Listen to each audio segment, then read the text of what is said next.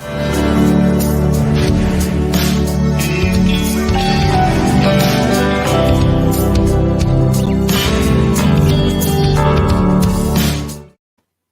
welcome to this week with Ashok Vyas on Bhagwadgita.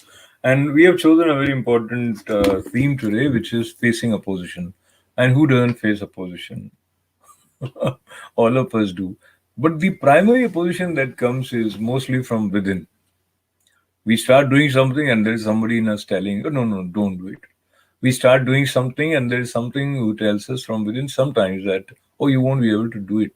So that is one opposition inside, but there is literally external opposition also. So it is important that we learn to face opposition and how to do that, and in what way Srimad Bhagavad Gita helps us in figuring out. And as you are aware, this is primarily a conversation or dialogue that has taken place on the battlefield. So opposition is existing there; it is visible, and our hero Arjun in Bhagavad Gita is looking at everybody, and he's finding waves of opposition from within that let me not do it, it's not right. All right, so leaving him there, coming to our life. Stay focused. Stay focused on what you want to accomplish, what you want to do, and be very, very clear why you are doing that which you are doing, and does it connect to the large picture or the broad aspect of life. And it is important that when we are focused, that focus is on the well-being of everyone. If it is focus restricted to our personal gain, then let us reconsider in the light of Gita and shift the focus to fullness. And what happens is that fullness also needs to be sustained. That stability is very important. If you are in a position to stay stable on the focus of fullness, then there is no person more happy than you. So being happy is also related to the awareness of fullness. And fullness is demanding that let us go beyond our petty gains, our selfish motives, to call it selfless or call it big picture in focus. And when there is opposition, whether it is from inside or outside, and let's look at the outside opposition, whether you are in business, whether you are in school, college, or you're in politics, everywhere you will face opposition. And what is the role of opposition? They want to topple you, they would like to see you fail. So if you give in to their provocation and you lose your calmness, then you also lose your energy. So practice calmness if you want to face opposition with strength. And then here comes ride on the waves. Sometimes there will be criticism, critics would come with a lot of ill founded arguments, and that might irritate you, that might take away your sense of focus and calmness. How to prevent that situation? You take it in stride, you develop your own special mechanism to ride on the waves to face the opposition. And here we are talking about mind games. When your focus is firm, then you won't let mind games deviate you from your focus of fullness.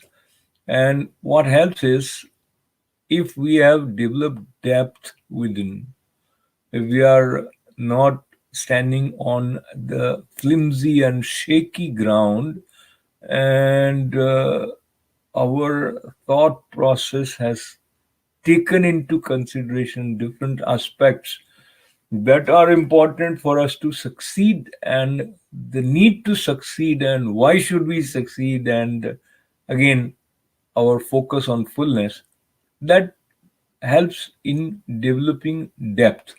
If we don't have depth, then we can deviate very easily. A little bit of wind comes and we might change our direction. So that needs to be checked.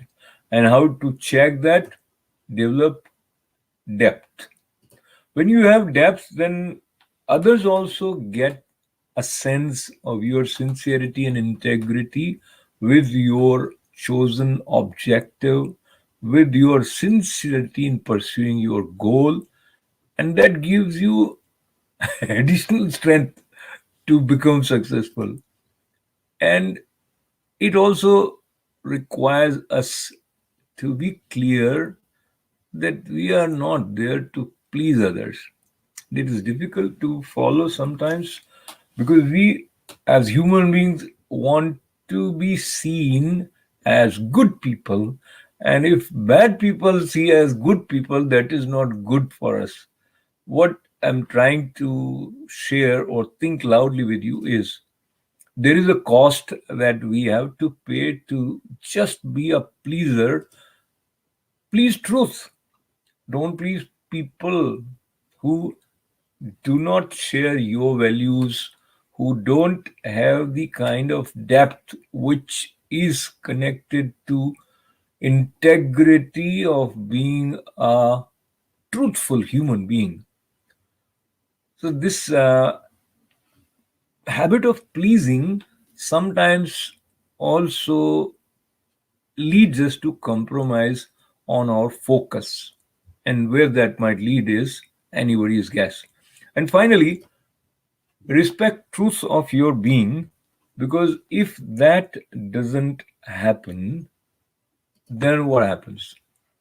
If you are not respecting truth of your being, then one, you will have a constant sense of dissatisfaction. Two, you would feel disturbed, distracted, restless, full of anxiety, and others won't respect you, or if they respect you on the face of it, they won't respect the truth of your being, which, as we were looking in the opening of today's conversation, demands staying focused, staying stable. Then you practice calmness, and then you ride on the waves of the situation to enjoy as well as succeed, and don't let them topple you from your track of pursuing your worthy goal. And then again, develop depth as well as cost of being a pleaser is so high that you should avoid paying that cost. And then comes the respect part, respect truth of your being. And I respect your presence here with me in enjoying this flow of thoughts in the light of the teachings of Bhagavad Gita, but primarily to become strong internally and become clear to face the opposition without losing your focus on the fullness. Thanks for being with me. Have a great week ahead. Lots of love and good luck. Bye.